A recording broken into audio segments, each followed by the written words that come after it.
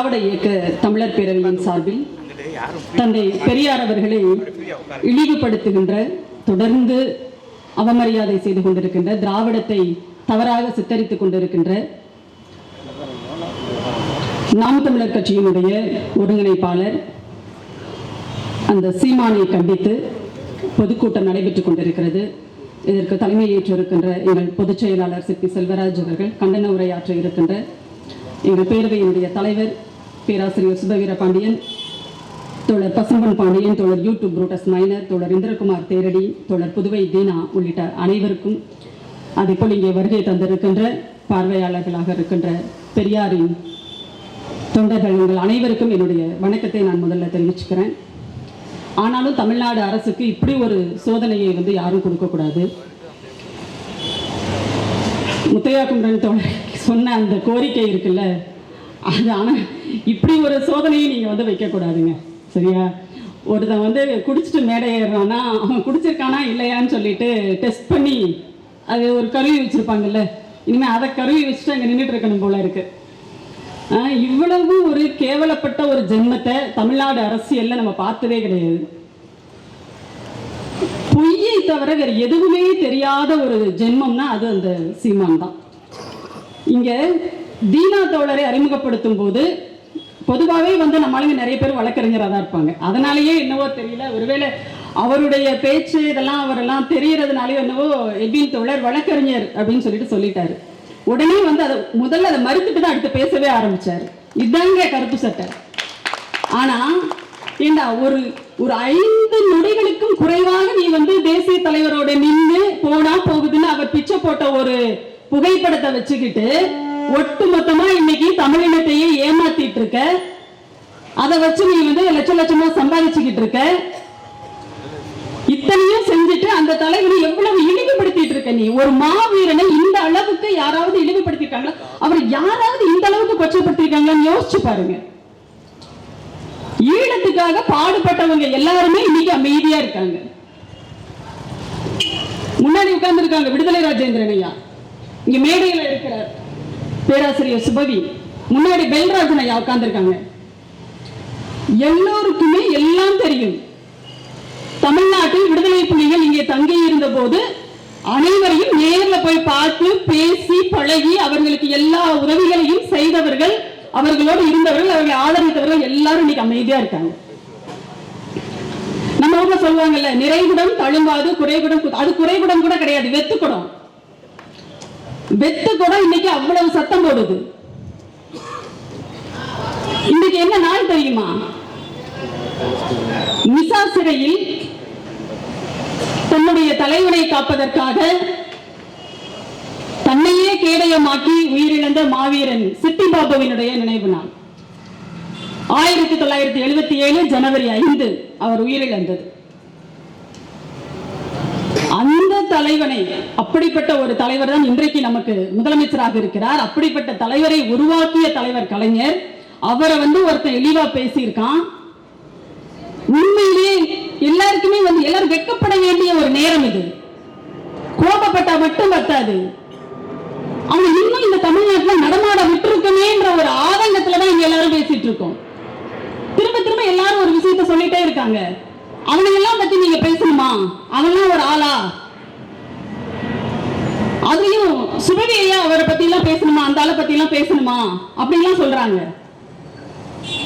ஐயா பெரியார் கிட்ட கேட்டாங்க, பார்ப்பனர்கள் வெறும் 3% தான் இருக்காங்க, மற்றவங்க எல்லாம் 97% இருக்கும், நீங்க ஏன் திரும்ப திரும்ப அவங்கள பத்தியே பேசிட்டு இருக்கணுமான்னு. அப்பதான் ஐயா பெரியார் சொன்னாரு, ஒரு பெரிய சந்தை நடக்குது, அங்க நிறைய வியாபாரிகள் வர்றாங்க, ஆயிரக்கணக்கான மக்கள் இருக்காங்க. அந்த கூட்டத்துல ஒரு 3 பேரு, ஒரு மொள்ள மாதிரி, ஒரு முடிச்சொடிக்கி, ஒரு திருடன் புகுந்துட்டான்னு வச்சுக்கோங்க. அப்போ அங்க இருக்கிற அத்தனை பேருமே என்ன பண்ணுவாங்க? அவங்க பொருளை பாதுகாப்பாக வச்சுக்கணும்னா பாதுகாப்பா வச்சிருக்கணும்னு சொல்லிட்டு தான் முயற்சி பண்ணுவாங்க. அது அந்த 3 வெள்ள மாதிரி முடிச்சுவிக்கலாம் இருக்காங்க, அவங்க மேல இருக்கிற பயத்துல இல்ல, தங்களுடைய பொருளை அவங்க பாடுபட்டு சம்பாதித்த சேர்த்து வைத்த அந்த பொருளை பாதுகாக்கணுன்றதுக்காக இருக்கிற ஒரு விஷயம் அது. அப்படித்தான் இதுவும். இது அந்த சீமான் என்னவோ பெரிய அப்பா டக்கர்னு நினைச்சுக்கிட்டலாம் நம்ம பேசல. அவன் நம் பிள்ளைகளை சீரழிச்சுக்கிட்டு இருக்கான், இளைஞர்களை திசை திருப்பிக்கிட்டு இருக்கான். அந்த இளைஞர்களுக்காக நம்ம பேசுறோம். அவன் எவ்வளவு மோசமானவன் அப்படிங்கறத சொல்றதுக்காக பேசுறோம். ஒரு ஃப்ராடு, ஒரு 420 அவனை நீங்க நம்பாதீங்கன்னு சொல்றதுக்காக நம்ம பேசுறோம். பெருசா வந்து நாங்க தான் தேர்தல்ல 50க்கு 50 பெண்களுக்கு சீட்டு கொடுக்கிறோம், பெண்களை மதிப்பவர்கள் நாங்க தான், நீ எந்த லட்சணத்துல மதிப்பேன்றதை தான் நாங்க எல்லாம் பார்த்துட்டோம். நாம் தமிழர் கட்சியில இந்த ஆளு சீமானை விட நரம்பு புடைக்க ஒரு அக்கா கத்தி பேசுவாங்க. பாவம், அந்த அக்கா பேர் காளீஸ்வரி. காளியம்மாள். அவங்களையே இவன் எவ்வளவு கேவலமா பேசினான்ற ஆடியோவை நம்ம கேட்டோம். தன்னோட கட்சியில இருக்கிற ஒரு பெண் உறுப்பினரை, ஒரு பெண் தோழரை, அவங்க இத்தனைக்கும் வேட்பாளரா வந்து தேர்தலில் போட்டியிட்டவங்க, அவங்களையே இவ்வளவு கேவலமா பேசியிருக்கான் அவன். அப்ப அந்த கட்சியில் இருக்கின்ற மற்ற பெண்களுக்கு கொஞ்சம் சுருக்குன்னு வர வேண்டாமா? இன்னொரு பக்கம் பாருங்க, சரி பெண்களை, அதாவது இது தீனாத்தோட ரொம்ப இதுவா பேசிட்டு போயிட்டாரு. ஆனா எனக்கு ரொம்ப தயக்கமா இருக்கு பல விஷயங்களை பேசுறதுக்கு.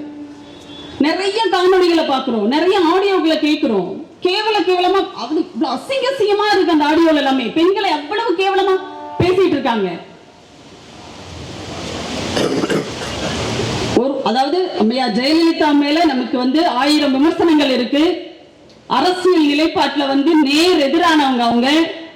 எல்லாவற்றிலும் நாம் அவங்களுக்கு நேர் எதிராக தான் இருக்கிறோம், இல்லைன்னு சொல்லல. ஆனாலும் கூட ஒரு பெண்ணாக, அதுவும் மக்கள் பிரதிநிதித்துவ சட்டப்படி இந்த நாட்டினுடைய முதலமைச்சராக தேர்ந்தெடுக்கப்பட்ட அவர்களை குறித்து யாராவது தவறாக பேசினால் முதல்ல நம்ம தான் கண்டிப்போம்.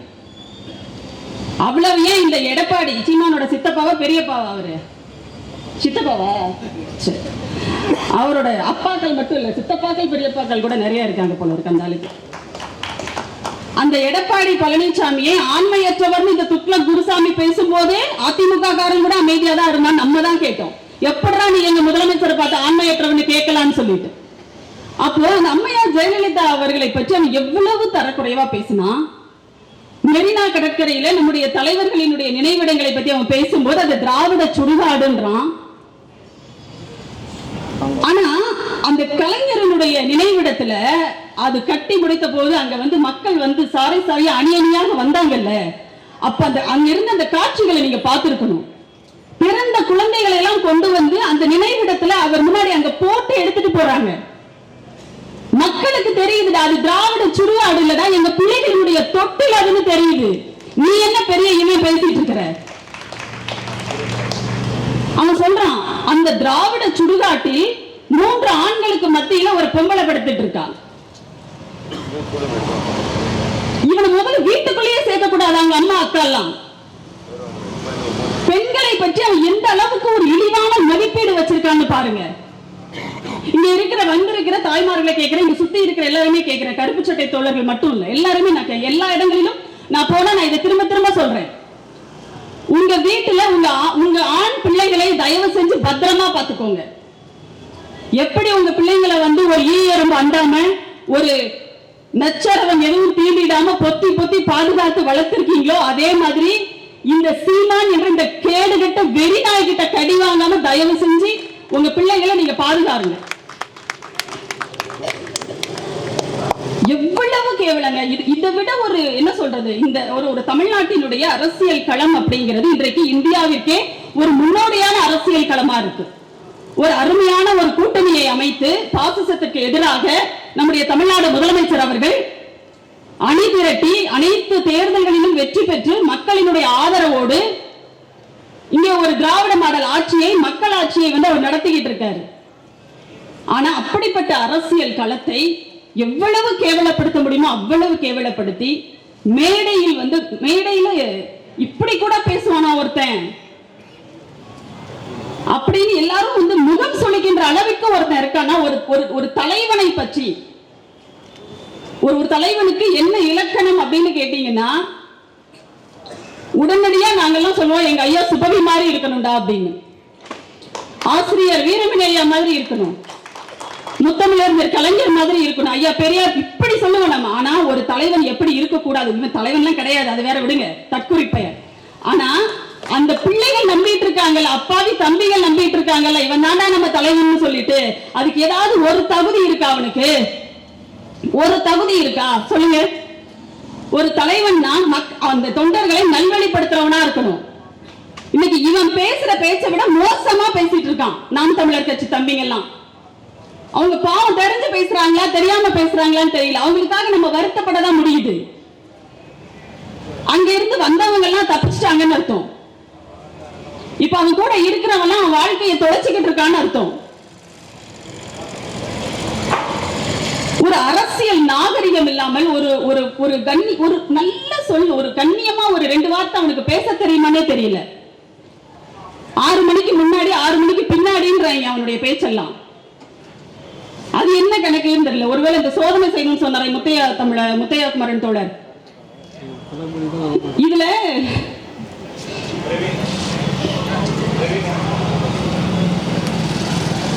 இந்த தம்பிகள் எல்லாம் போடுற பதிவுகள் இருக்குல்ல, ஏறத்தாழ இப்போ நம்முடைய பிரதமர் மோடியை சொல்லுவாங்க, யார் இன்ஸ்டாகிராம்ல சமூக வலைத்தளங்கள் எல்லாம் பெண்களை ரொம்ப இழிவாகவும் கேவலமாகவும் சித்தரிச்சு அந்த சங்கி கூட்டம் போட்டுட்டு இருக்காங்களோ அவங்களை எல்லாரையும் யார் பின்தொடர்றாங்களாம்? நம்முடைய பாரதத்தின் பிரதமர், இந்தியாவினுடைய பிரதமர் கிடையாது, அவர் பாரதத்தின் பிரதமர். இந்து ராஜ்யத்திற்காக ஒரு அரசை நடத்தி கொண்டிருக்கிற ஒரு பிரதமர் மோடி அவங்க எல்லாம் பின்தொடர்றாரு. அப்ப எவ்வளவு கேவலமான ஒரு ஆளா இருப்பார் அவரு. அதை விட மோசமான ஆள் இவன். ஏன் அங்கதானே போய் சேர்ந்திருக்கான். வெறும் பணம் காசுக்காக ஒருத்தன் இவ்வளவு கேவலமா போவானா? போறானே, என்ன பண்றது? இசுசு என்ன காரு? இசுசு தானா? இப்போ சரி, ஏதோ ஒரு வாய்க்குள்ள வர மாட்டேங்குது நமக்கு பேரு. அதுலதான் இவர் போவாராமா. வெளிநாட்டு கிளி தான் வளர்ப்பாராம். ஏன்னா இங்க உள்நாட்டு இருக்கிற கிளி எல்லாம் சரியா பேசாது போல இருக்கு. வெளிநாட்டு கிளி தான் வளர்ப்பாராம். அதெல்லாம் வளர்க்கறதுக்குன்னு தனியா ஒரு வீடு, ஒரு இடம் வேற வச்சிருக்கிறார். இவர் இருக்கிறது ஒரு பெரிய பங்களா. ஆனா என்ன தெரியுமா, நம்ம வீட்டுக்கான செலவுகளை நம்ம தான் பார்ப்போம், நம்ம தான் சம்பாதிக்கிறோம், நம்ம தான் வீட்டு வாடகை தருவோம், உழைச்சி அரிசி பருப்பு வாங்குறதுல இருந்து உப்பு புளி மிளகா வாங்குறதுல இருந்து எல்லாம் நம்மளுடைய வியர்வையில் நம்ம வியர்வை சிந்தி சம்பாதிச்சு வாங்குவோம். ஆனா ஒருத்தனுக்கு லட்சக்கணக்கில் யாரோ செலவு செய்யறாங்களாம். அது எப்படின்னு தெரியல. இது ஏற்கனவே ஒரு ஆள் சொல்லிட்டு இருக்காரு, அண்ணாமலைன்னு ஒரு ஆள், அவர் வேற சொல்லிட்டு இருக்காரு, என் வீட்டு செலவெல்லாம் இன்னொருத்தர் பாத்துக்கிறாங்க அப்படின்னு. இதெல்லாம் ஒரு பெருமையாடா அவங்களுக்கு? இதெல்லாம் ஒரு பெருமையா? இதுல இருந்து நீங்க கட்சியை வழிநடத்துறேன், இளைஞர்களை வழிநடத்துறேன்னு வேற வர்றீங்க, கொஞ்சம் கூட வெக்கமே இல்லாம. தமிழ்நாட்டை பொறுத்தவரை பெண்களை மதிக்காத எவ்வளவுக்கும் இங்க அரசியல்ல இடமே கிடையாது. ஒரு முன்னாள் முதலமைச்சரையே இவ்வளவு கேவலமா பேசுறேன். நம்ம தாங்க பொங்குறோம், ஐயோ ஜெயலலிதாவை இப்படி பேசிட்டானேன்னு சொல்லிட்டு. ஆனா அதிமுக காரங்க ஒருத்தனுக்கும் ஒரு சொல்லையும் வரல, ஒரு சொல்லையும் வரல. அவங்க சித்தப்பாவா பெரியப்பாவா, ஒரு சித்தப்பா ஒரு பெரியப்பா, அதிமுக நிறைய அப்பாக்கள் இருக்காங்க சீமானுக்கு, அவங்களுக்கும் தெரியல. ஏன்னா அவங்க புரட்சி தாய்ன்றாங்க, எங்களுடைய புரட்சி தலைவி, உங்களுடைய அம்மா, உங்க பெத்த அம்மாவை விட அந்த அம்மாவை தான் நீங்க எல்லாம் போற்றி புகழ்ந்தீங்க. உங்க அம்மா காலில் எல்லாம் விழுந்திருப்பீங்களோ இல்லையா எங்களுக்கு தெரியாது. ஆனா அந்த அம்மா காலில் தான் விழுந்து கும்பிட்டீங்க. அந்த அம்மாவை தான் அந்த நாதாரி என்ன பண்ண, அந்த தற்கொலை சீமான் இவ்வளவு கேவலமா பேசினா. ஆனா அதை பத்தி உங்களுக்கு எல்லாம் எந்த கவலையும் கிடையாது. கூப்பிட்டு வச்சு கொஞ்சுவீங்க. இதுல ஃபண்டிங் வேறையாம். எடப்பாடி என்ன பண்றாராம், சீமானுக்கு ஃபண்டிங் வேற பண்றாராம்.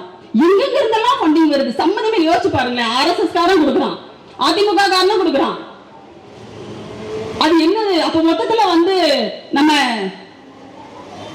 ஆசான் பேராசான் மணியரசன் சொன்ன கருவாட்டு சாம்பார்ன்றது ஒருவேளை சீமான் தானே என்னவோ தெரியல. இங்கேயும் காசு வாங்கிக்கிறான், அங்கேயும் காசு வாங்கிக்கிறான். இப்ப யாருக்கு அவரா பேசுறா? 10 திமுகவை திட்டு, அவ்வளவுதான்.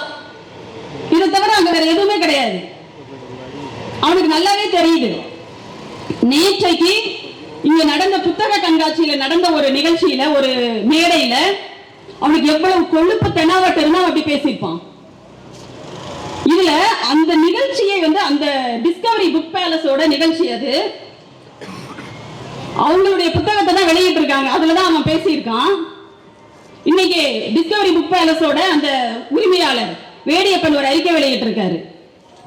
அது புதுவையோட தமிழ் தாய் வாழ்த்துன்னு எனக்கு தெரியும். அதனாலதான் தொடங்கும் போது நம்முடைய எட்வின் தோழர் சொன்னாரு, இது தமிழ்நாட்டின் தமிழ் தாய் வாழ்த்து பாட போறோம், எந்திரிச்சு நில்லுங்க. என்ன கொடுமைங்க இதெல்லாம். தமிழ்நாட்டுல தமிழ் தாய் வாழ்த்து பாடணும்னு சொன்னா நாங்க சொல்ல வேண்டியது இருக்கு, தமிழ்நாட்டின் தமிழ் தாய் வாழ்த்து போட போறோம்னு சொல்லிட்டு.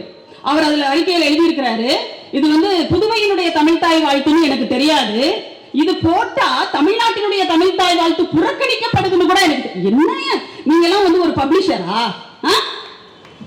தமிழை வளர்க்கிறோம், தமிழ் இலக்கியத்தை வளர்க்கிறோம் சொல்லிட்டு இருக்கீங்க. அது ஒரு ஒரு ஒரு ஒரு மன்னிப்பு கேட்கிற ஒரு அறிக்கையாகுது பேரு. இன்னொன்னு, அதே டிஸ்கவரி புக் பேலஸ்ல இருக்கிற அரங்கத்துல தம்பி மணி வந்து ஒரு பதிப்பகம் ஒன்று தொடங்கினாரு, தூரிகைன்னு சொல்லிட்டு. அதனுடைய தொடக்க நிகழ்ச்சியும் ஒரு 3 நூல்கள் நினைக்கிறேன் வெளியீட்டு விழாவும் வைக்கிறாங்க. அதுக்காக அங்க இருக்கிற அரங்கத்தை கேட்கறதுக்காக போறாங்க. அப்போ அந்த டிஸ்கவரி பேலஸ்ல அவர் என்ன சொல்றாரு அப்படின்னா, யாரை கூப்பிடுறீங்கன்னு கேட்கிறாங்க. இந்த மாதிரி ஐயா சுபவி ஐயா பேசுறாங்க, காங்கிரஸ் கட்சியை சேர்ந்து ஐயா பீட்டர் அல்போன்ஸ் வர்றாங்க அப்படின்னு. இல்லைங்க சுபவி ஐயான்னா பரவாயில்லங்க, நீங்க பீட்டர் அல்போன்ஸ் வந்தீங்கன்னா அது அரசியல் ஆயிடும். அப்ப இது என்னது அவியலா? சீமானை கூப்பிட்டு பேச வச்சீங்களே, அதே டிஸ்கவரி புக் பேலஸோட நிகழ்ச்சியில தானே சீமானை கூப்பிட்டு பேச வைக்கிறீங்க. அப்ப உங்களோட அரசியல் என்ன? இதுல பப்பாசி கலைஞரோட பணத்துல, அவர் கொடுத்த பணத்துல, அதுல வர்ற வட்டியில நீங்க எல்லாத்தையும் தின்னு கொளுத்துட்டு அவரை பத்தி ஒருத்தன் இழிவா பேசுறான். அவன் ஒரு தற்குறி, ஒரு பைத்தியக்காரன், ஒரு குடிகாரன்னு நமக்கு தெரியுது. ஆனா அங்க உட்கார்ந்து இருக்கிற எல்லாரும் தெளிவா தானே உட்கார்ந்துருந்தீங்க. அதே பப்பாசியோட தலைவர் மேடையில இருந்தாருல்ல, ஏன் இருந்துச்சு கண்டிக்கல?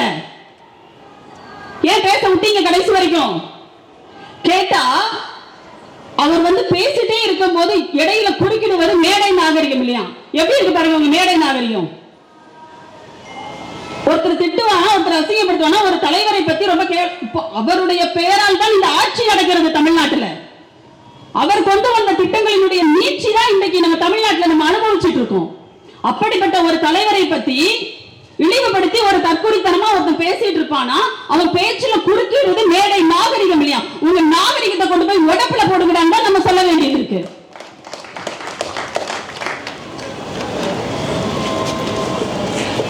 வேண்டுகோளாவே நம்ம வைக்கிறோம்.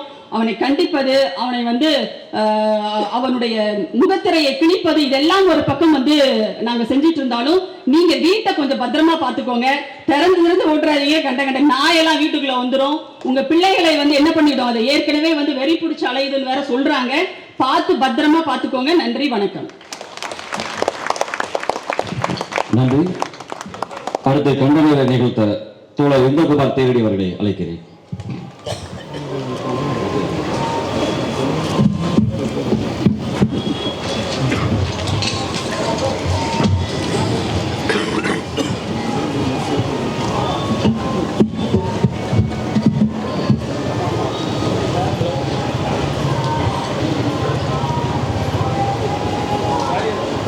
நம்முடைய வாழ்வுக்கும் நம்முடைய ஏற்றத்துக்கும் காரணமாக அமைந்த இதோ எதிரிலே அமர்ந்திருக்கிறார் காரணீஸ்வரர். அந்த காரணீஸ்வரர் கோயிலுக்குள் சென்று அந்த காரணீஸ்வரரை நாமெல்லாம் பார்த்து வழிபட முடிகின்ற உரிமையை நமக்கு பெற்றுத்தந்த, எங்கள் இனத்தின் மானத்தை காக்க பிறப்படுத்த வந்த தந்தை பெரியாரை இழிவுபடுத்துகின்ற புதுவை தீனா அவர்கள் சொன்னது போல அதுவை கண்டித்து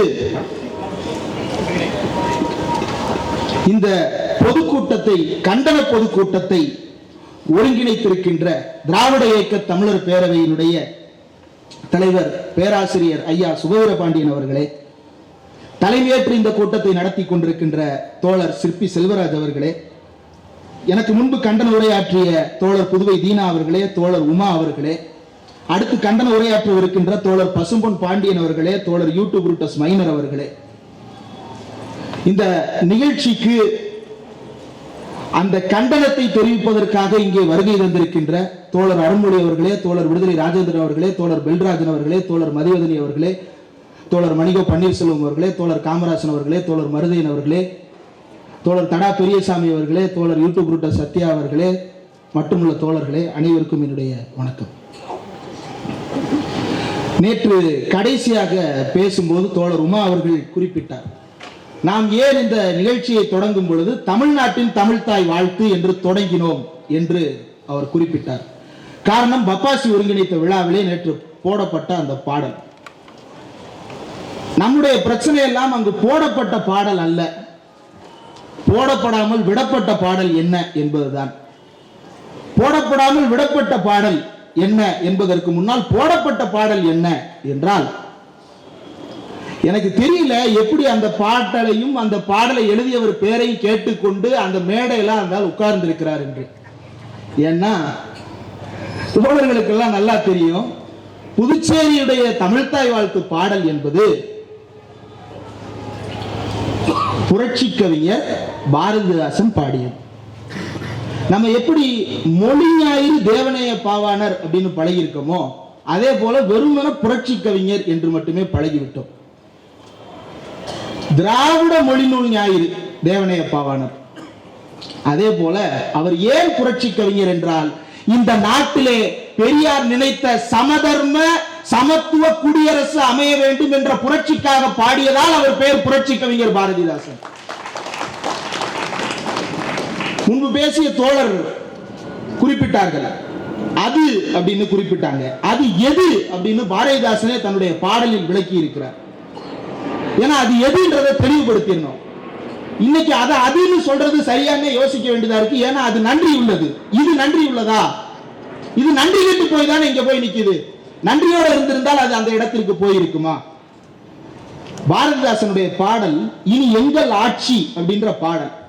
இந்த நிலம் திராவிடர் ஆண்டார் இறந்த நாள் வரலாறு காண்க, தன்னிலம் மாய்க்கும் தருதலை ஆட்சி சற்றும் நிலைக்காது மாளும். திராவிட பெருங்குடியில் வந்தவன் திராவிட திருநாடு பெற்ற செய்தான், இத்திராவிடருக்கு இன்னல் செய்து நன்மை தேடினான் எனில் அவன் நாய்தான் என்று பாடினார் பாரதிதாசன். அவன் இந்த திராவிட இனத்தில் பிறந்திருக்கலாம், திராவிட தாய்க்கு மகனாக பிறந்திருக்கலாம், இந்த திராவிட உணர்வை அவன் ஒரு காலத்தில் பேசி இருக்கலாம். ஆனால் திராவிடத்தின் பெயரை சொல்லி அவன் தன்னை வளர்த்துக் கொள்வதற்கும் தன் வயிறு வளர்த்துக் கொள்வதற்கும் டொயோட்டோவோ இசுசுவோ ஏதோ ஒன்றை வாங்கி ஓட்டுவதற்கும் ஈசிஆரில் பண்ணை வீடு வாங்கி கொள்வதற்கும் போவானே என்றால் அவன் யார் என்று சொல்லுகிறார்? யார்?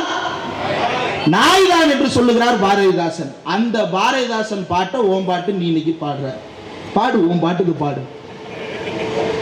ஏன் என்றால், ஏன் பாரதிதாசனை திரும்ப பேச வேண்டி இருக்கிறது என்றால், நேற்று அந்த மேடையில் பேசும் பொழுது இந்த நிலத்தில் எங்கள் ஆட்சி மலர வேண்டும், மாற்றான் இருக்கக்கூடாது என்றெல்லாம் பேசிவிட்டு போய்கொண்டே இருந்தார். சாதியின் அடிப்படையில் அவர் பிரிக்கின்ற தமிழ் சாதிகள் என்ன என்பதை நமக்கு தெரியும். இந்த சாதி அடிப்படையில் பிரிக்கும் பொழுது அவர்கள் பிற மாநிலத்தை சேர்ந்தவர்களை தமிழ்நாட்டிலிருந்து விலக்கி வைக்கிறார்கள். சரி, அப்படி பேசுவோம். பிற மாநிலத்தை சேர்ந்தவர்கள் பற்றி அதே பாரதிதாசன் என்ன எழுதியிருக்கிறார் என்றால், கேரளம் என்று பிரிப்பதுவும் நாம் கேடுற ஆந்திரம் பீப்பதுவும் சேரும் திராவிடர் சேராது அழித்திட செய்தும் சூழ்ச்சி அண்ணே, அதை கொய்திட வேண்டும் அண்ணே. கேரளம் என்னல் திராவிடமே ஒரு கேடட்ட ஆந்திரம் அவ்வாறே, கேரளம் ஆந்திரம் சேர்ந்த மொழிகள் திராவிடம் ஆகும் அண்ணே, வேறு இராதனல் உண்மை அண்ணே. செந்தமிழ் கேரளம் ஆந்திரமும் அவை சேர்த்திடும் கன்னடம் என்றதுவும் நந்தம் திராவிட நாடெனல் அல்லது வந்தவர் நாடாமோ, இது என்னுடைய திராவிட நாடு, அவை வடவர் நாடாகுமா என்று கேட்டார். செந்தமிழ் கேரளம் ஆந்திரமும் அவை சேர்ந்திடும் கன்னட நன்மொழிகள் அங்கு மிகுந்த திராவிடம் அல்லது ஆரிய சொல்லாமோ அவர் வேறு வந்த சொல்லாமோ, இந்த திராவிட நாட்டை பிரிக்கவே கூடாது என்ற புரட்சி பாவலன் பாரதிதாசன் வாரியை பேசுவதற்கு உனக்கு என்ன அருகதை இருக்கிறது? திராணி இருந்தால் பாரதிதாசனை பற்றி இதே இடத்தில் நாங்கள் நிற்கிறோம், மேடையில் வந்து உரையாற்றுவதற்கு நீ தயாரா? திராவிட கழகத்திலிருந்தும் திராவிட இயக்கங்களில் இருந்தும் திராவிட இயக்க தமிழர் பேரவையில் இருந்தும் திமுகவில் இருந்தும் தபேதிகவில் இருந்தும் நாங்கள் வருகிறோம், பேசுகிறோம். திராணி இருந்தால் பாரதிதாசனை படித்து விட்டு வா. 10 பாட்டை மனப்பாடம் பண்ணிட்டு வராத. 10 பாட்டு மனப்பாடம் பண்ண திராணி இருந்துச்சுன்னா பேச்சு போட்டிக்கு போ. திமுக நடக்குது பேச்சு போட்டி இளம் பேச்சாளர்களுக்கு, போனேன்னா 10,000 ரூபாய் கிடைக்கும். காசுதான பிரச்சனை, வாங்கி சாப்பிடு. 30 விழா போட்டிகள் நடத்துறாங்க போங்க, பொறியாளர் விழா போட்டிகள் நடத்துறாங்க போங்க. இப்போ பாரதிதாசனை விட்டுலாம். அடுத்து அந்த மேடையில நேற்று மேடையில பேசும்பொழுது என்னென்னலாம் கீழப்பழுவூர் சின்னசாமி, அதாவது ஒரு ஒற்றுமையை பாருங்க. எப்படி தனக்கு நாயகர்கள் இல்லாமல் யாரையெல்லாமும் நாயகர்களாக எதிர்நிற்பவர்களை கூட தன்னாட்களாக சுவீகரித்துக் கொள்ளுகிறதோ பார்ப்பனியம், அதே பாணியில் இந்த ஆளும் வந்திருக்கிறார். கீழப்பழுவூர் சின்னசாமி. சரி, கீழப்பழுவூர் சின்னசாமி யாருன்ற பின்னாடி வருவோம். கீழப்பழுவூர் சின்னசாமி பொண்ணு பேர் என்ன தெரியுமா? திராவிட செல்வி. சரி, நாளைக்கு வேற ஒரு தியாகி பேரை தூக்கிட்டு வருவான், அதனால மற்ற தியாகிகள் பேரை நம்ம வாசிட வேண்டியது இருக்கு. கீழப்பழுவூர் சின்னசாமி தீக்குளித்து செத்தார். 21 வயது 22 வயது, திமுக. கோடம்பாக்கம் சிவலிங்கம் தீக்குளித்து செத்தார், திராவிட முன்னேற்ற கழக உறுப்பினர். விருகம்பாக்கம் அரங்கநாதன் திராவிட முன்னேற்ற கழக உறுப்பினர். ஐயம்பாளையம் ஆசிரியர் வீரப்பன் திராவிட முன்னேற்ற கழக உறுப்பினர். சத்தியமங்கலம் முத்து திமுக உறுப்பினர். சாரங்கபாணி, தண்டாயுதபாணி, முத்து உள்ளிட்ட அத்தனை பேரும் திமுகவின் உறுப்பினர்கள். இன்னமும் கீழப்பழுவூர் சின்னசாமி திடீர்னு எங்கிட்ட இருந்தோ போய் குளிச்ச மாதிரி பேசுறீங்க, தீ குளிச்ச மாதிரி பேசுற, எதையும் படிக்கிறது இல்ல. விக்கிபீடியாவுக்கு போனாலே கிடைக்கிற தகவல் யா. சரி, அவர்களுக்கு திமுக என்ன செய்தது கேட்கலாம். சைதாப்பேட்டை தானே ஒரு சப்வே, ரொம்ப ஃபேமஸான சப்வே, ஒவ்வொரு மலை வெள்ளத்திலையும் போட்டோ எடுத்து போடுவாங்க. என்ன சப்வே? சென்னையவே தெரியாதவங்க கூட இன்னைக்கு அரங்கநாதன் சப்வே தெரியுது. யார் அந்த அரங்கநாதன்? தீக்குளித்து செத்தாரே திமுகவின் அரங்கநாதன். அந்த அரங்கநாதன் பெயரில் தான் இந்த சுரங்கப்பாதைக்கு அரங்கநாதன் என்ற பெயர் வைக்கப்பட்டது. திருச்சி பாலக்கரையில் பல மீட்டர்கள் நீளத்திற்கு போடப்பட்ட மேம்பாலத்திற்கு சின்னசாமி சண்முகம் பாலம் என்று பெயர் வைக்கப்பட்டது. சென்னையில் ஒரு மாளிகைக்கே நடராசன் தாளமுத்து மாளிகை என்று பெயர் வைக்கப்பட்டது. இன்றைக்கு மொழிப்போர் தியாகிகளுக்கெல்லாம் நினைவு சின்னம் எழுப்பி இருக்கிறது. இது திராவிடம் தமிழை பாதுகாத்தது. ஏன் இதை பேசுகிறோம் என்றால், திராவிட இயக்கம் வளர்ந்ததனுடைய முக்கியமான காரண புள்ளி, திராவிட இயக்கம் தமிழ் தேசிய இயக்கமாக மக்கள் மத்தியில் பெரிய அளவுக்கு ஏற்றுக்கொள்ளப்பட்டதற்கு மிக முக்கியமான விழுமியம் ஒன்று உண்டு என்றால், அது இந்தி எதிர்ப்பு போராட்டம். இந்தி திணிப்புக்கு எதிராக நாம் நடத்திய பெரும் கிளர்ச்சி. அந்த இந்தி திணிப்புக்கு எதிராக நடத்தப்பட்ட கிளர்ச்சியை பற்றி தந்தை பெரியார் சொல்லும் பொழுது ஒரு அழகான வார்த்தையை பயன்படுத்துகிறார். இன்றைக்கும் நாம் எல்லாம் பார்ப்பனியத்துக்கு அடிமையாகாமல் இருப்பதற்கு ரெண்டு தான் காரணமா இருக்கு. ஒன்று தமிழ் நிலை உணர்ச்சி, இரண்டாவது இந்தியை படிக்காமல் இருப்பது. நீங்க அந்த வார்த்தையை கவனிக்கணும். தமிழ் நிலை உணர்ச்சி என்று பயன்படுத்துகிறார் தந்தை பெரியார். அது என்ன தமிழ் நிலை உணர்ச்சி? தமிழ் உணர்வு தெரியும், மொழி உணர்வு என்று நாம் பெரும்பாலும் நினைத்துக் கொள்வது உண்டு. ஆனால் அந்த தமிழ் உணர்வு என்பதில் தமிழ் நிலை உணர்வு என்று பெரியார் சொல்லுவதற்கு முக்கியமான காரணம் இருக்கிறது. ஏனென்றால் தமிழ்நாடு என்பதை இனத்தால் நாங்கள் எல்லாம் தமிழ் பேசுகிறோம் என்பதற்காக மட்டும் பெரியார் பிரித்து கேட்கவில்லை. நாங்கள் எல்லாம் திராவிட இனத்தில் பிறந்திருக்கிறோம், நாங்கள் தனியாகத்தான் இருப்போம் என்பதற்காக மட்டும் கேட்கவில்லை. அவர் எதற்காக கேட்டார் என்றால், திராவிடம் என்பதாக இருக்கட்டும், தமிழ்நாடு என்பதாக இருக்கட்டும், பெரியார் அதை பயன்படுத்தியதை பற்றி எஸ் வி ராஜதுரை வாகீதா எழுதிய தொகுப்பில் ஒரு வார்த்தை அழகாக குறிப்பிட்டிருக்கிறார்கள். என்னவென்றால், லட்சிய சமுதாயத்திற்கான குறிப்பு சொற்கள் அவை என்று குறிப்பிட்டிருக்கிறார்கள். அதனால் லட்சிய சமுதாயத்திற்கான குறிப்பு சொற்கள் சாதியற்ற, மதமற்ற, ஆணாதிக்கமற்ற, ஏழை பணக்காரன் வேறுபாடற்ற சமுதாயத்தை அமைக்க பெரியார் விரும்பினார். அந்த சமுதாயத்திற்கு தமிழ்நாடு என்றும் திராவிட நாடு என்றும் பெயர் சூட்டிக் கொள்ள தந்தை பெரியார் விரும்பினார். இதே தமிழ்நாட்டிற்குள் சாதி பெருமைகளை பேசிக் கொண்டிருப்பதற்காக பெரியார் தமிழ்நாடு கேட்கவில்லை. நீ கேட்பதற்கும் அவர் கேட்பதற்கும் என்ன? வெளியிலிருந்து பார்க்கும்போது எல்லாரும் மொழியை பத்தி பேசுறாங்க. ஏன்னா வடநாட்டில இருந்து சில ஜேர்னலிஸ்ட் எல்லாம் பார்க்கும்போது என்ன எல்லாருமே மொழி பத்தி தான் பேசுறாங்க, அப்புறம் அவங்க வேற நீங்க வேறன்னு சொல்றீங்களேன்னு எல்லாரும் ஒரே தட்டுல வச்சு பாக்குறாங்க. அதனாலதான் பெரியார் பயன்படுத்திய அந்த வார்த்தையை குறிப்பிட்டேன், தமிழ் நிலை உணர்ச்சி என்ற வார்த்தை. ஏன் அவர் தமிழ் நிலை உணர்ச்சி என்கின்ற வார்த்தையை பயன்படுத்தினார்? பெருமகனார் கக்கன், பெருமகனார் காமராசர். நாம் அவர்களை மதிப்பதற்கு எவ்வளவு காரணங்கள் இருக்கிறதோ, அவர்களை விமர்சிப்பதற்கும் அதை விட நிறைய காரணங்கள் நம்மிடம் இருக்கின்றன.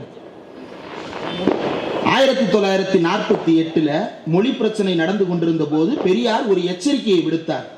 தோழர்களே, பாதுகாப்பாக இருங்கள், ஆனால் பயந்து விடாதீர்கள். காவல்துறையை வைத்து எப்படி பக்கிங்ஹாம் மாலையில் ஒரு படுகொலையை நிகழ்த்தினார்களோ அதே போன்ற படுகொலைகளை மொழி போராட்ட களத்திலும் நிகழ்த்த காத்திருக்கிறார்கள் என்று எச்சரித்தார். அவர் எச்சரித்தது அப்படியே அடுத்த 20 வருஷத்துல நடந்துச்சு. அப்ப அவர் என்ன சொன்னாருன்னா, நம்ம ஊர் போலீஸை விட்டு அவன் அடிக்க மாட்டான், ஏன்னா நம்ம ஊர் போலீஸுக்கு கொஞ்சம் உணர்ச்சி வந்துருச்சு. அப்ப வெளியூர் போலீஸை கூட்டு வருவான் அல்லது வடநாட்டு போலீஸை கூட்டிட்டு வருவான். 67 ஆட்சி மாற்றம் நடப்பதற்கு முன்னால் ஒரு பெரும் கலவரம் நடந்தது. மத்திய ஆயுத காவல் படையினரை கொண்டு வந்து இங்கே ஒரு பெரும் படுகொலை நிகழ்த்தினார்களே பொள்ளாச்சியிலே, பீரங்கி குண்டுகளை வைத்து பிளந்தார்களே தமிழர்களுடைய உடலை, அதை அப்போதே பெரியார் எச்சரித்தார். அப்போ இவ்வளவு உணர்வு பூர்வமாக மொழியை அணுகி இருக்கிறாரா பெரியார் என்றால், பெரியார் மொழி பிரச்சனையை பேசினார். ஆனால் மொழியின் கடந்த கால வரலாற்றுக்குள் உங்களை சிக்க வைப்பதற்காக அவர் பேசியதே கிடையாது. பெரியார் தமிழ் உணர்ச்சி என்று பேசிய விஷயங்கள், பெரியார் திருக்குறளை பற்றி பேசியதெல்லாம் பேசுவார்கள். அதுக்கு பிறகு வருவோம். 15 நிமிடம் தான் கொடுக்கப்பட்டிருக்கு. எவ்வளவு நேரம் பேசினேன்னு தெரியல. இன்னொரு 10 நிமிஷத்துல முடிச்சிடுறேன். அப்போ பெரியார் பேசிய தமிழ் தேசியம் என்பது பிறப்பால் வருவது அல்ல, அது உணர்வால் வருவது. எந்த உணர்வால் வருவது? சாதிகளை விட்டொழித்த உணர்வால் வருவது, மதங்களை விட்டொழித்த உணர்வால் வருவது, புராணங்களுக்குள் சிக்காமல் எதிர்காலத்தை நோக்கி உத்தேசிக்கின்ற உணர்வால் வருவது. நீ பேசுகின்ற தமிழ் உணர்வு என்பது என்ன? நீ உன்னுடைய அயோக்கியத்தனங்களுக்காக எப்படியெல்லாம் கடந்த கால தவறுகளுக்கு முட்டுக் கொடுக்க முடியுமோ அப்படியெல்லாம் நீ முட்டுக் கொடுப்ப. முன்னோர்கள் ஒன்றும் முட்டாள் இல்லை என்கின்ற பெயரில் முன்னோர்கள் செய்த அத்தனை தப்புகளையும் நியாயப்படுத்தி நம் தலையில் மலமாக சுமத்துவது உன்னுடைய வேலை. பெரியார் அதை செய்யவில்லை. பெரியார் மாறாக மாடர்னிஸ்டா இருந்தார். அவர் தேசியம் என்கின்ற பார்வையிலேயே இப்போது இருக்கக்கூடிய பார்வைக்கு மாறுபட்ட பார்வை கொண்டவராக இருந்தார். காரணம் என்ன? அந்த தேசியம் என்பது யாரோ ஒரு ஆதிக்க சக்திகளுக்கு பயன்படுவதாக இருந்துவிடும் என்பதால் அதையும் நான் கவனமாக கையாளவே விரும்புகிறேன் என்றார் பெரியார். இன்றைக்கு நீ பேசிக் கொண்டிருப்பது என்ன? அப்போ நீ பேசுவது தமிழ் தேசியமே அல்ல என்பதுதான் உண்மை. தமிழ் தேசியம் என்கின்ற பெயரால் நீ என்ன செய்து கொண்டிருக்கிறாய் என்பதை பேச வேண்டும். சாவர்கர்னு ஒரு ஆள் இருந்தாரு. யார் இந்து என்று ஒரு புத்தகத்தை எழுதி இந்துத்துவ நாடாக இந்தியாவை மாற்றுவது பற்றி அவர் எழுதியிருக்கிறார். அப்படியே கட் பண்ணீங்கன்னா தமிழ்நாட்டில் தமிழ் இந்துன்ற பேர்ல ஒருத்தர் புத்தகம் போடுறாரு. அவர் தான் இவருக்கு ஆசான். தமிழ்நாட்டின் சாவர்கர் பே மணியரசன். அப்ப இவரு அதேதான் தமிழ்நாட்டின் மோடி. பொருத்தமா இருக்கும், எந்த பிரச்சனையும் இல்லை. நீங்க 2 வரலாறையும் தனித்தனியாக படிக்க வேண்டியது இல்லை. ஏதாவது ஒன்னு எடுத்து படிச்சீங்கன்னா போதும், ரெண்டையும் புரிஞ்சுக்கலாம். கலரை மட்டும் மாத்தினா போதும். இதுதான் இதுக்குள்ள இருக்கக்கூடிய ஒற்றுமை. இந்த பார்ப்பன தேசியத்தை நிறுவுவதற்கான காலாட்படையாக வந்து சேர்ந்திருக்கிறார் இந்த சீமான் என்பதுதான் நாம் இங்கே புரிந்து கொள்ள வேண்டியது. பேராசிரியர் சுபவி அவர்கள் இந்த கூட்டத்தை ஒருங்கிணைத்தது குறித்து நாம் எல்லாம் சமூக வலைதளங்கள் எழுதும் பொழுது, ஏன் ஐயா அவர்கள் இன்னும் பல்வேறு பணிகள் இருக்கின்றன, ஏன் இந்த ஆளை கண்டிச்சு ஒரு போராட்டத்தை நடத்தணும்ன்றதுல இவ்வளவு தீவிரமாக இருக்கிறார் என்று, அதற்கு காரணம் இல்லாமல் இல்லை. லெக்சர்ஸ் ஆன் பாசிசம் என்ற ஒரு தொகுப்பில் போகியாட்டி ஒரு கருத்தை கூறுகிறார். என்னவென்றால், இந்த உலகத்தில் பாசிச சூழல் உருவாகும் பொழுது இடதுசாரிகள் உலகம் முழுக்க இந்த பாசிசம் எப்படி பரவுகிறது என்பதை அனுமானித்து எழுதுகிறார்கள். அதில் ஒரு தவறு செய்து விட்டதாக அவர்கள் பிற்காலத்தில் அதை கண்டறிகிறார்கள். என்னவென்றால், our job was to win over a part of this mass and neutralize the other, thereby preventing it from becoming a mass maneuvered by the bourgeois. பூர்ஷாக்களுக்கு ஆதரவாக மாற்றப்படுகின்ற ஒரு பெரும் மக்கள் திரளை கண்டறிந்து அதனுடைய காரணங்களை ஆராய்ந்து அவர்களை நம்பயப்படுத்தி வென்றெடுக்க வேண்டியது நம்முடைய தேவை. அப்படியே நீங்க பார்ப்பனியம்னு பொருத்தி பார்த்துக்கலாம். ஆனால் ஒரு தவறை செய்து விட்டோம். This was one of our errors, an error that has been repeated elsewhere as well, to overlook the shift of intermediate strata and the creation of trends in the petty bourgeois that the bourgeois can use against the working class. உழைக்கும் வர்க்க தொழிலாளர்களுக்கு எதிராக, பாட்டாளி வர்க்க தோழர்களுக்கு எதிராக இங்க இருக்கக்கூடிய தமிழ் வார்த்தையில் சொல்வதால் குட்டி முதலாளிகள். இந்த குட்டி முதலாளி என்பது நம்ம அப்படி எம்எஸ்எம்இன்னு புரிஞ்சு வச்சுக்கிட தேவையில்லை. குட்டி முதலாளிகள் என்பது இங்க இருக்கக்கூடிய இந்த பார்ப்பனவாதிகள் தான் குட்டி முதலாளிகள். இந்த பார்ப்பனவாதிகள் இடைநிலையில் இருக்கக்கூடிய ஒரு சமூக திரளை அப்படியே உழைக்கும் வர்க்கத்திற்கு எதிரானவர்களாக கட்டமைத்துக் கொண்டே இருப்பார்கள். சீமான் அப்படிப்பட்ட வேலையை செய்கின்ற ஒரு நபர். அதை அம்பலப்படுத்த வேண்டிய பொறுப்பு அவருக்கு இருக்கிறது, அதனால் அதை செய்கிறார். ஏனென்றால் தமிழ் தேசியம் என்கின்ற பெயரால் திராவிடத்திற்கு எதிராக இங்கே பெரிய கூட்டம் தலைதூக்கி கொண்டிருந்த பொழுது எங்களுக்கெல்லாம் இடதுசாரி தமிழ் தேசியம் என்பதை அறிமுகப்படுத்தி மக்கள் மத்தியில் அதை கொண்டு போய் சேர்த்தவர் பேராசிரியர் சுபைரோ பாண்டியன் அவர்கள். அவருக்கு அந்த பொறுப்பு இருக்கிறது, அதனால் அவர் அதை நடத்தித்தான் ஆக வேண்டும். அவர் நடத்துகிறார், அதை நாம் ஆதரிக்கிறோம். என்னென்னவெல்லாம் குயிர்த்தியாக பேசுகிறார்கள், அந்த பாதைகளை காட்டிட்டு பேசுறாரு. வஉசி பாதை, ஔவை பாதை, கம்பர் பாதை, நடுவுல நாசப்பாதை. சரி, வஉசி பாதைக்கு ஒவ்வொரு பாதையா போவோம். வஉசி பாதைக்குள்ள போவோம். போனா வஉசி என்ன பண்றாரு, 1912 சிறையிலிருந்து வெளியே வர்றாரு. வழக்குக்குள்ள போல, அதுக்கு அடுத்து நடந்ததை பேசுவோம். 1920 காங்கிரசுக்குள்ளேயே சென்னை மாகாண சங்கம்னு ஒரு குரூப் உருவாக்குறாங்க. யாரு? நம்ம பார்ப்பனர் அல்லாத தலைவர்கள், பெரியார் உட்பட அவ்வளவு பேர் சேர்ந்து உருவாக்குறாங்க. உருவாக்கி என்ன செய்யறாங்கன்னா 1920 திருநெல்வேலியில் நடந்த சென்னை அரசியல் மாநாட்டில் என்ன பேசுறாங்கன்னா, நம்ம எல்லாரும் சேர்ந்து வகுப்புவாரி பிரதிநிதித்துவத்தை உள்ள கொண்டு வருவோம் அப்படின்னு முடிவெடுக்கிறாங்க. இதை யார் முன்மொழிந்தது என்று பெரியார் பின்னாளில் விளக்குகிறார். வஉசி இதை தலைமையேற்று முன்மொழிந்தார் என்று பெரியார் சொன்னார். இது 1920 கட்சிக்கு உள்ள வெளியே வந்துடுறாங்க. 1927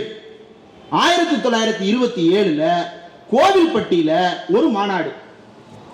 எதுக்கு கோவில்பட்டியில மாநாடுன்னா, கோவில்பட்டியில 1909 ஆண்டே திராவிடர் கழகம்ன்ற ஒரு அமைப்பை நடத்திட்டு இருக்கிறாங்க தோழர்கள்.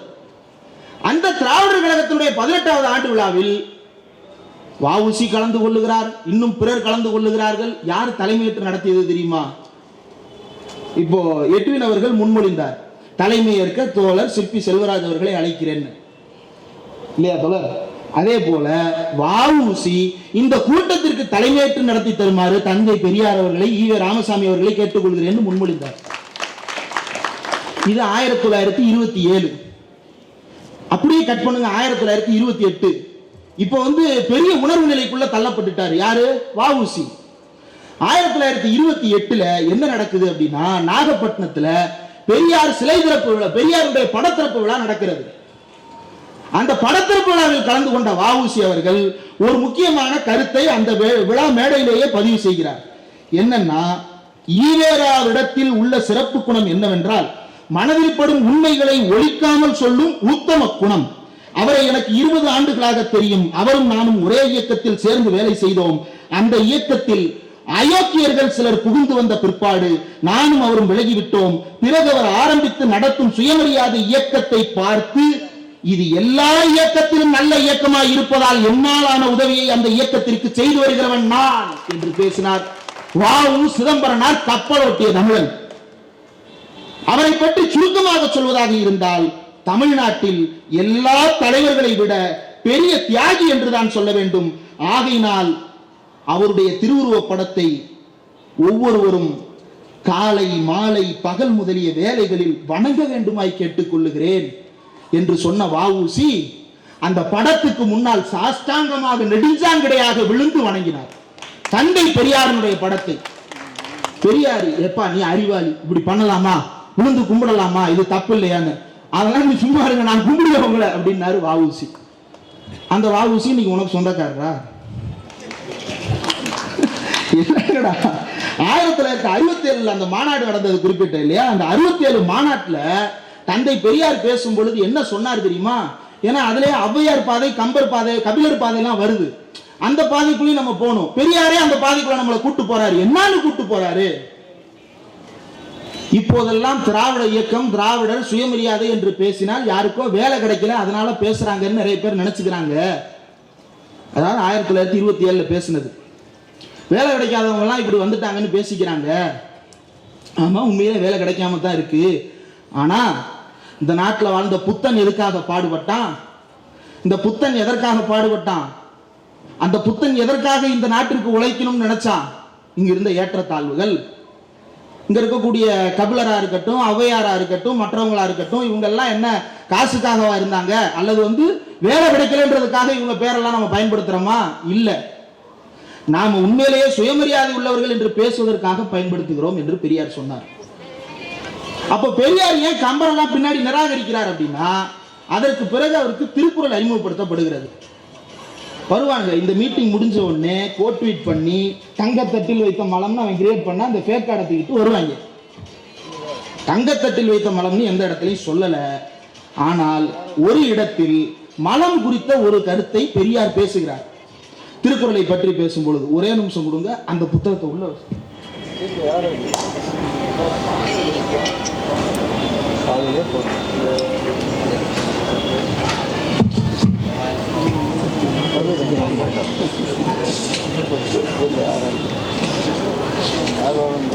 ஏன்னா இவங்களுக்கு வாட்ஸ் சொல்லிட வேண்டியது இருக்கு. இல்லைன்னா நாளை பின்ன மறுபடியும் நம்ம இதுக்கு இன்னொரு கூட்டத்தை நடத்த முடியாது. பெரிய பொருட்செலவில் நம்ம இதை நடத்திட்டு இருக்கிறோம். பெரியார் என்ன சொல்லுகிறார் அப்படின்னா, மத ரீதியான கருத்துக்கள் இலக்கியங்கள்லையும் புராணங்கள்லையும் அதிகமா இருந்துகிட்டே இருக்கு. அதனால பகுத்தறிவுக்கு ஏற்றதில்லைன்றதுனால எல்லாத்தையும் குறை சொல்றேன் நானு. அப்படி குறை சொல்லும் போது எல்லாமே போயிட்டா நமக்குன்னு எதுதாயா மிஞ்சும்னு கேட்டாங்க. அப்ப நான் சொன்னேன், இங்க இருக்கிற மலத்தால நாத்தம் அடிக்குதுன்னு நான் சொன்னா, அந்த மலத்தை எடுத்துட்டு என்ன வைக்கிறதுன்னு நீ கேட்கிற, இதுதான் என்னோட பதில்னு சொன்னேன். ஏறக்குறைய மத சம்பந்தமான காரியங்களில் மக்களுக்கு நம்பிக்கையே இருக்கக்கூடாது என்று கருதி அப்படியே பிரச்சாரம் புரிந்து வந்தேன். பிறகு நல்ல அறிவாளிகளோடு, அறிவாளி என்றால் பண்டிதர்களோடு அல்ல, பொது அறிவுள்ள மக்களோடு பழகிய போது குறளின் மேன்மை பற்றி அவர்கள் எடுத்து கூறினார்கள். நான் இப்படிலாம் சொல்லியிருக்காங்களேப்பா அப்படின்னு நான் கேட்டேன். அப்படி கேட்டபோது, ஐயா அது பரிமேலழகர் உரை, அது குறளாசிரியர் கருத்து அல்லன்னு சொன்னாங்க. பரிமேலழகர் உரைதான் சிறந்த உரை என்று கொண்டாடப்பட்டது. அவர் மனு தர்ம சாஸ்திரப்படி குறள் எழுதிவிட்டார் என்பதற்காகவாம். பின்னர் வந்த அறிவாளிகள் அதை கண்டித்து குறளின் உண்மை கருத்தை எடுத்து காட்டினார்கள். அதிலிருந்து நான் குறளை பற்றி பேசுகிறேன். அதுவும் அதையே ஆதாரமாக எடுத்துக்கொண்டல்ல, நான் சொல்லுகின்ற கருத்துக்கு வலுச்சேர்க்கின்ற கருத்துக்கள் அதில் இருக்கின்ற காரணத்தால் அதை நான் கொண்டாடுகிறேன். இது ஒரு மேடையில பேசுறாரா? இன்னொரு இடத்தில் பெரியார் என்ன சொல்லுகிறார் என்றால், திருக்குறளை விட புரட்சிகரமான கருத்தை சொல்லும் ஒரு நூல் உங்களுக்கு கிடைக்காது. காலம் பார்த்து செய்தால் ஞானமும் கைகூடும் என்று கூறுகிறார். மயிர் நீப்பின் உயிர் வாழா கவரிமான் அன்னர் என்று கூறுகிறார். அவனுக்கு அவமானம் நேரடி உயிர் விட வேண்டும், உயிரை விட மானத்தை பெரிதென நடக்க வேண்டும் என்று சொல்லி இருக்கிறார். இந்த குறள் பொது வாழ்வு பற்றியது. நாமும் அந்த பொது வாழ்க்கையை தான் வாழ்ந்து கொண்டிருக்கிறோம். அதனால் குறளை கொண்டாடுங்கள் அப்படின்னு சொன்னவர் தந்தை பெரியார். நீ தூக்கிட்டு வர்ற பெரியார் என்னமோ குறளுக்கு எதிராக பேசுன மாதிரி அவரே காட்டுறாரு. தோ திருவள்ளூர் இருக்கிறார், அந்த சிலையை வச்சது யாருடா? திமுக கவர்மெண்ட் தான் அந்த சிலையை அங்க வைக்க அனுமதி கொடுத்தது. ஆனா அவையார் சிலை இருக்கு, வஉசி சிலை இருக்கு, அந்த சிலையெல்லாம் வச்சது யாரு? கவர்மெண்ட் நடத்துற இடத்துல தானே அதெல்லாம் வச்சிருக்குது. வைக்கக்கூடாதுன்னு கவர்மெண்ட் சொல்லிச்சா? இல்லையே, கவர்மெண்ட் அதை ஸ்பான்சர் பண்ணி வைக்கிறது தயாரா இருக்கே. ஏதோ திருக்குறள் திருவள்ளுவருக்கு வானுயர சிலை வைத்து அந்த இடத்துல கொண்டாடி இருக்கிறது தமிழ்நாடு அரசு விழா எடுத்து. உண்மையில் அப்போ தமிழ் தேசியம் என்பது என்ன? தமிழ் தேசியம் என்பது பெரியாருடைய காலத்தில் அவர் எந்த தமிழ் தேசியத்தை கேட்டாரோ அதை இப்ப இந்த மேடையில பேச முடியாது. தோழர்களுக்கு அதுல இருக்கக்கூடிய சிக்கல் தெரியும். ஆனா ஒரு விஷயத்தை நான் கிளாரிஃபை பண்ணணும்னு நினைக்கிறேன். ஒரு ஊடகவியலாளர் இப்படி அரசியல் மேடையில ஒரு கட்சியை கண்டித்து இப்படிலாம் பேசுறீங்களே அப்படின்னு நடுநிலையா இருக்க வேண்டாமா? தமிழ்நாட்டின் நடுநிலை என்பது தந்தை பெரியாரை ஆதரிக்கிறோமா இல்லையா என்பதில் தான் இருக்கிறது. அந்த தராசு, அந்த முள் பெரியாரை குறிக்காமல் வேறு பக்கம் திரும்பினால் அதை கண்டிக்க வேண்டிய கடமை தமிழனாக பிறந்த ஒவ்வொருவனுக்கும் அல்ல, சுயமரியாதை உணர்வுள்ள ஒவ்வொருவருக்கும் இருக்கிறது. அந்த அடிப்படையில் மான உணர்வோடு தமிழர் என்கின்ற உரிமையோடு நான் இந்த மேடையில் பேசுவதற்கு எல்லா தகுதியும் எனக்கு இருக்கிறது என்று கருதுகிறேன். இந்த தமிழ் தேசியவாதிகள், போலி தமிழ் தேசியவாதிகள் உருவாகிவிட்டதற்கு பிறகு இந்து தமிழ் இந்து என்று பேசுகிறார்கள். குடிப்பெரும் ஒரு மேடையில பேசுறாரு, மீனவரும் விவசாயியும் எப்படிங்க கல்யாணம் பண்ணிக்கிட முடியும் பேசுறாங்க. யூடியூப் ரூட்டஸ் மைனர் ஷேர் பண்ணியிருக்கிறாரு, அது இன்னைக்கு கோட் ட்வீட் பண்ணிருங்க நைட்டு. என்ன எப்படி சேர முடியும்? ஏன் சேர முடியாதுன்னா, விவசாயிகள் வேறு வாழ்க்கை முறை கொண்டவர்கள், மீனவர்கள் வேறு வாழ்க்கை முறை கொண்டவர்கள். இவங்க அவங்க வீட்டு கல்யாணம் பண்ணிட்டா எப்படி ஆக்கி போடுறது? விவசாயிகள் வீட்டுல 100 பேர் 200 பேர் கூடுவாங்க. மீனவ பொண்ணுக்கு அவ்வளவு பேருக்கு சமைச்சு போட தெரியாது. மறுபடியும் பாரு, பிள்ளை பத்து போடுறது, சமைச்சு போடுறது. வேற எதாவது பேசுறியா? இது பரவாயில்ல, நம்ம மேடைகள்ல பேசின காலத்திலே நீ சிங்கள பெண்கள் குறித்து பேசின கருத்துக்கள் எல்லாம் காதால கேட்க முடியுமா? வேற வழி இல்ல. அன்னைக்கு ஏதோ உணர்ச்சி வேகத்துல சகிச்சுக்கிட்டு இருந்தோம். இன்னைக்கு அந்த கன்றாவியை சகிக்க முடியல, கண்டிக்கிறோம். இந்த போலி தமிழ் தேசியவாதிகள் என்பவர்கள் தமிழ்நாட்டில் இருக்கக்கூடிய பார்ப்பனர் அல்லாதார் உணர்வை, பார்ப்பனர் அல்லாதார்ன்ற வார்த்தையை பெரியார் கண்டெஸ்ட் பண்றாரு. பார்ப்பனர் அல்லாதார்னு சொல்லாத, 103 பேர் அவன் 97 பேர் சேர்ந்துக்கிட்டு அவன் அல்லாதவன் நான் ஏன் சொல்லணும், அதனால திராவிடன்னு பயன்படுத்துவோம் அப்படின்னு பெரியார் சொல்றாரு. ஆனால் இந்த 97 பேரையும் கனெக்ட் பண்ற உணர்வு எது? அந்த 3 பேரை எதிர்த்து இருக்கிறது தான். ஏன்? அவன் சாதி ரீதியாக, சமுதாய ரீதியாக, பொருளாதார ரீதியாக இந்திய நாட்டின் மீது, நம்முடைய மக்களின் மீது நடத்தி கொண்டிருக்கின்ற சுரண்டலின் காரணமாக, அதை எதிர்த்து பேச வேண்டிய உணர்வின் காரணமாக, அது மட்டுமா இந்த 97லேயே பல பேர் அங்கு விலை போனதாக இருக்கிறது. அந்த அதை போல இந்த விலை போன அதிகளை எல்லாம் எப்படி விரட்டுவது? உண்மையில் தமிழ் தேசியத்தை தமிழ்நாட்டில் முதலில் பேசியது யார்? சரி, திராவிடத்தை இவ்வளவு கண்டெஸ்ட் பண்ணி பேசுறியே, அயோத்திதாச பண்டிதர்னு ஒருத்தர் இருந்தார். பெரியார் முடிச்சிருந்தார். அயோத்திதாச பண்டிதர்னு ஒருத்தர் இருந்தார். அவர் என்ன சொன்னாரு? நாம் எல்லாம் திராவிடர்கள்னாரு. பேசுறதுக்கு வாய் இருக்குல்ல, தைரியம் இருந்தா அயோத்திதாச பண்டிதரை கண்டிச்சு பேசு. ஏன் பேச மாட்டேங்கிற? எங்க இருந்து விழும்னு தெரியாது. அந்த அடி உன்னால சமாளிக்கவே முடியாது. ஏன் பேச தைரியம் இருந்தா அயோத்திதாச பண்டிதர் திராவிடன்னு சொன்னது தப்புன்னு பேசு. ஒரு பைசா தமிழ்ல எழுதுறாரு 1908 ஜூன் 24 திராவிட பாஷை தமிழ் அப்படின்னு எழுதுறாரு. இப்ப என்ன சொல்ல போற? இதை எதிர்த்து பேசு. நாளைக்கு மேடையில பேசணும். இத அயோத்திதாச பண்டிதரை கண்டிச்சு நீ பேசணும்.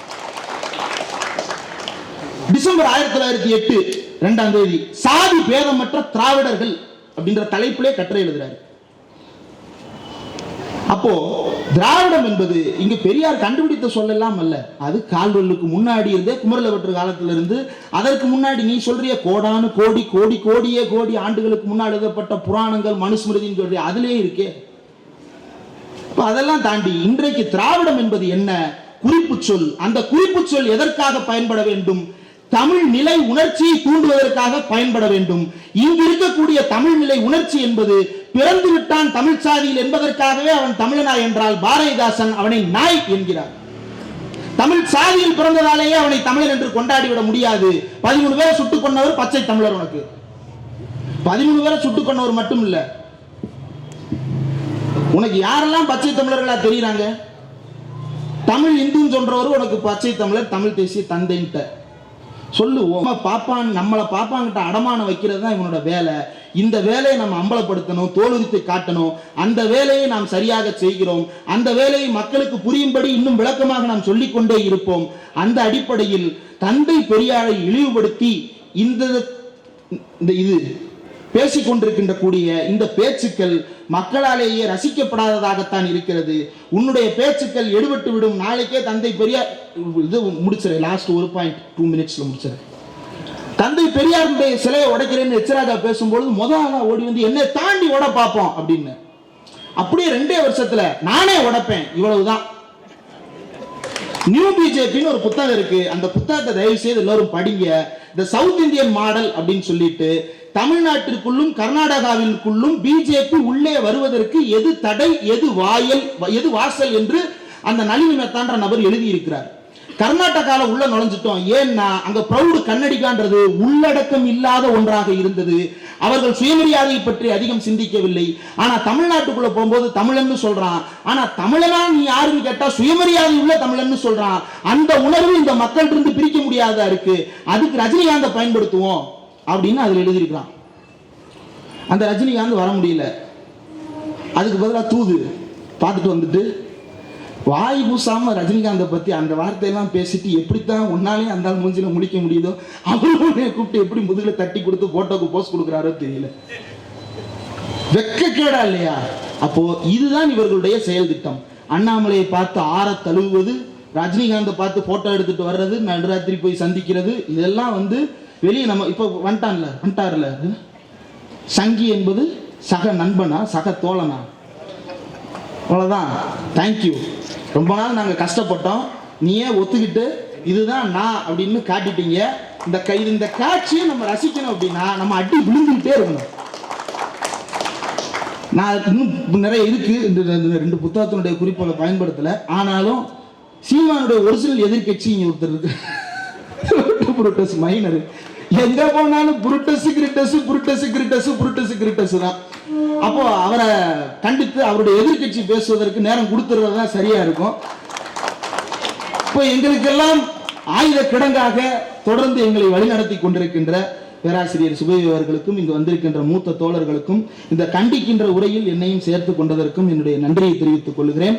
வந்திருக்கக்கூடிய தோழர்கள் பெரியார் அந்த சுயமரியாதை உணர்ச்சியை அடுத்த தலைமுறைக்கு கடத்துகின்ற வேலையை தீர்க்கமாக செய்வதற்கு உறுதியேற்றுக் கொள்வோம். அந்த சீமானை நானும் கண்டிக்கின்றேன். இனியும் உன்னுடைய வேஷம் எடுபடாது, அம்பலப்பட்டுச்சு, நீயே சங்கின்னு ஒத்துக்கிட்ட, அதோட வீட்டுக்கு போய் உட்கார வேண்டியதுதான். நன்றி, வணக்கம். நீங்கள் தொடர்ந்து பார்க்கணும்னா ஸ்பாட்லைட் டெலிவிஷன் சேனலை லைக் பண்ணுங்க, ஷேர் பண்ணுங்க, கண்டிப்பாக சப்ஸ்கிரைப் பண்ணுங்க. சப்ஸ்கிரைப் பண்ணணும்னா கீழே உள்ள பெல் ஐக்கானை கிளிக் செய்யவும். அதன் பின் உங்கள் இமெயில் ஐடியும் பாஸ்வேர்டும் டைப் பண்ணாலே போதும். Hi, this is Inia here. For more filmy entertainment news, subscribe to